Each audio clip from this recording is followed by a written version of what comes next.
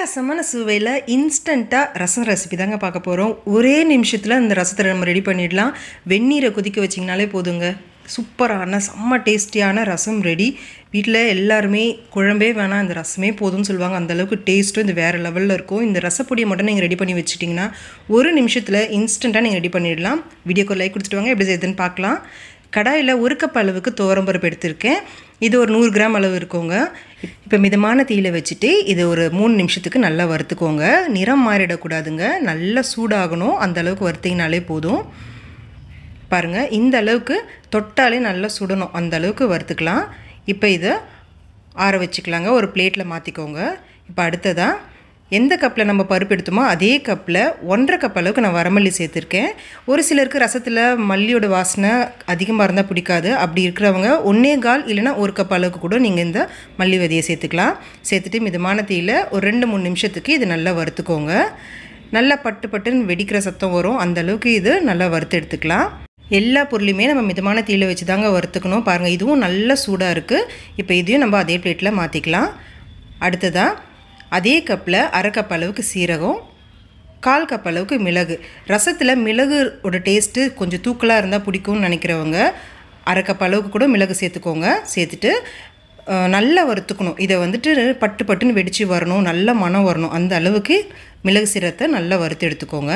கருகிடக்கூடாது. இதையும் பிளேட்டில் மாற்றிக்கலாம். அடுத்ததாக ஒரு பெரிய லெமன் சைஸ் அளவுக்கு புளிங்க. இதை வந்துட்டு நல்லா க்ளீன் பண்ணிவிட்டு நார் எதுவும் இல்லாமல் நல்லா சுத்தம் பண்ணி எடுத்துக்கோங்க.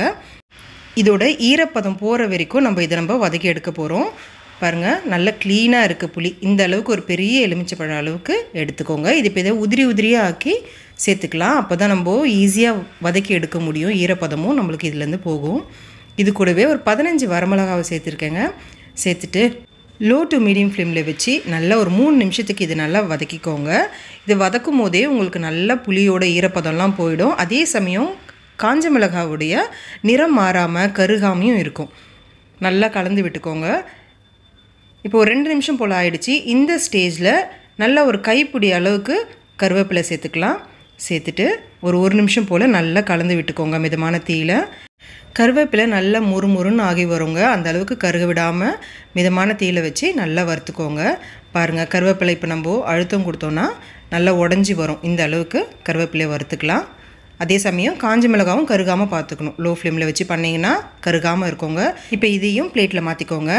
உங்களுக்கு பூண்டு இந்த ஸ்டேஜ்லேயே பொடியிலே சேர்த்துக்கணும்னு நினச்சிங்கன்னா இந்த அளவுக்கு பூண்டை எடுத்து நல்லா இடிச்சிட்டு 2-3 நிமிஷத்துக்கு வதக்கிட்டு நீங்கள் இந்த பொடியோடு சேர்த்துக்கலாம். ஆனால் நான் பூண்டை ஃப்ரெஷ்ஷாக சேர்த்தா தான் நல்லாயிருக்கும்னு நினைக்கிறேன், அதனால் கடைசியாக சேர்த்துக்கிறேங்க.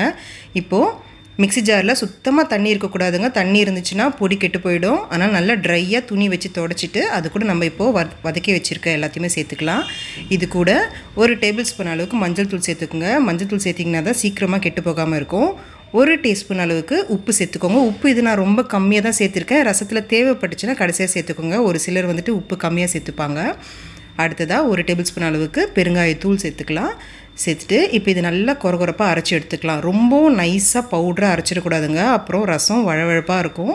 கொஞ்சம் கொரகொரப்பாக இருக்கணும். பாருங்கள், இந்த அளவுக்கு இப்போ நான் எடுத்து காட்டுறேன் பாருங்கள். இந்த அளவுக்கு நல்லா கொரகொரப்பாக இருக்கணும். அப்போ தான் ரசம் கரெக்டாக வரும் உங்களுக்கு.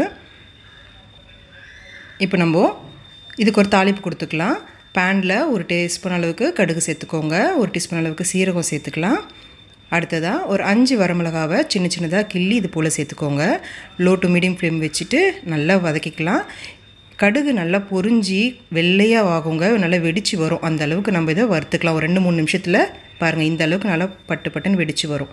இந்த ஸ்டேஜில் இது நம்ம ஸ்டவ் ஆஃப் பண்ணிவிட்டு பொடி கூடவே சேர்த்துக்கலாம். நம்ம கொடுத்துருக்க தாளிப்பில் கொஞ்சம் கூட எண்ணெய் சேர்க்கலைங்க. இப்போ இது நல்லா கலந்து விட்டுக்கோங்க.